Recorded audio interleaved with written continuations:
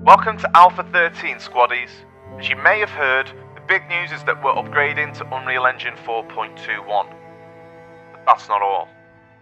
Say hello to the Combat Engineer.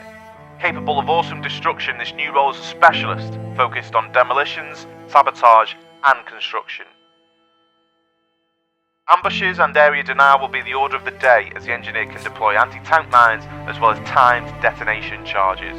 They're no slouch with a shovel either. Look to them to help speed up the construction and demolition of deployables.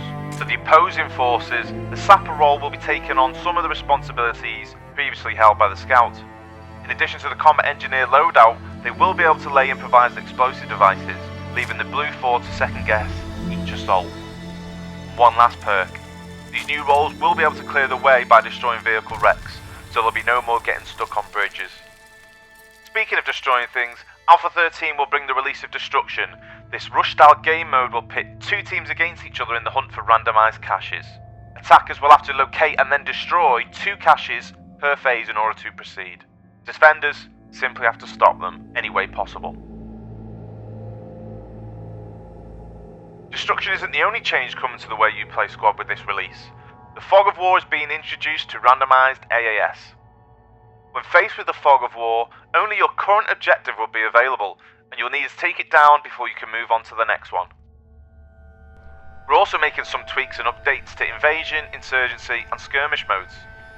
Check out the full patch notes on the squad blog for details. These new objectives and game modes are going to require some new tactics, and the first of these options is available to squad leaders only. Squad leaders will now be able to place a rally point remotely next to another squad leader's rally.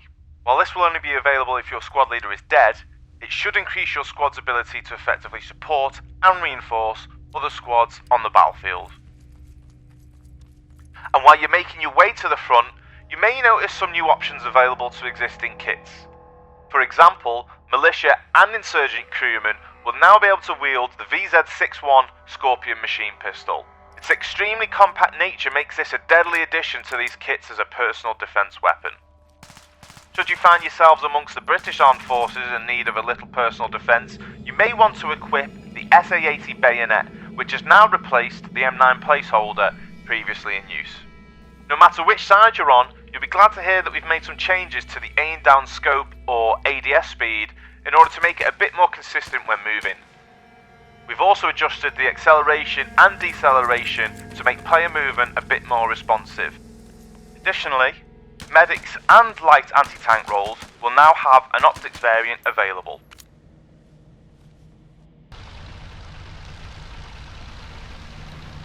The 3-man crew and a carrying capacity for 4, T-62 main battle tank will enter the fray for insurgent and militia forces, offering high explosive anti-tank, fragmentation and armour penetration sabot rounds, as well as a coaxial PKT machine gun. Its capabilities should not be underestimated despite the age of the platform. The addition of the new tank also brings an update to our component system, which now allows players to be able to cause track and wheel damage to vehicles. Generally speaking, most wheels can be taken down by small arms fire, while tracks and APC wheels will require something 50 caliber or larger. Tracks and wheels can be repaired, but until they are, they will cause the vehicle to lean towards that damaged component, as well as slow down or even become immobilized entirely. If you're more of the anti-vehicle type, you've got some explosive new options at your disposal as well. Russian, insurgent and militia forces will also be receiving the BRDM2 Spandrel in the Alpha 13 update. The Spandrel comes equipped with a wire-guided anti-tank system capable of delivering 5 missiles in rapid succession. And while certain to be a threat to enemy armour, drivers will need to remain agile in order to compensate for the vehicle's light armour. A counterpart to the Spandrel, the MATV tow variant will also make an appearance. Basically, a tow on wheels, it carries a few extra missiles and little else.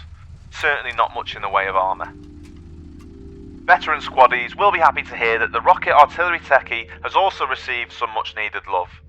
Changes include moving the gunner camera to the rocket pod, adjusting the angle indicator and significantly reducing the minimum arming range of the rockets. Another upgrade coming to vehicles across squad includes the ability to request a kit. While light vehicles and tanks will be limited to crewmen, both APCs and IFVs will offer ground infantry kits, just as you'd request from an FOB ammo crate. This change enables all vehicles to have access to field repairs via the crewman's repair tool. Speaking of FOBs, there are some changes coming to deployables as well. First and foremost, insurgent hab placement rules have changed.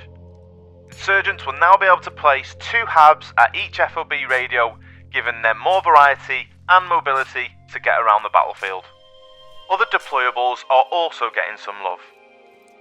We've loosened up the placement bound so items like razor wire can actually be connected to each other without gaps, which will help further improve hab defense. And even better, we've included an often requested feature, which is the ability to rotate deployables using lean keys before placement. Last but not least, we are bringing some more UI changes to the game client. Be sure to visit our website for the complete patch notes.